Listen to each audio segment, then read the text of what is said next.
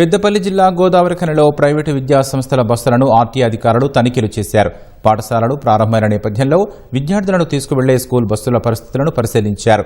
వాహనాలకు సంబంధించిన అన్ని రకాల ధృవీకరణ పత్రాలు, బస్సుల ఫిట్నెస్, డ్రైవర్ ఫిట్నెస్ సర్టిఫికెట్లను పరిశీలించారు.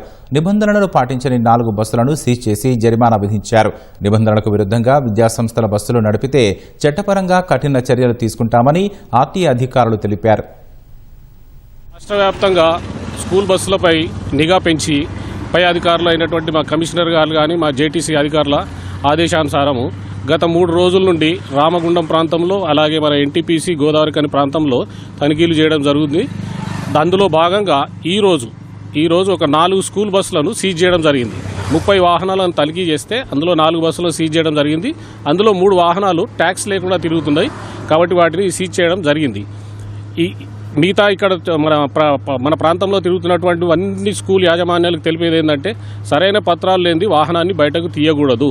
ప్రతి వాహనం ఫిట్నెస్ చేసుకొని తింపాలి. అలాగే ఓవర్లోడ్ అసలు వేయకూడదు.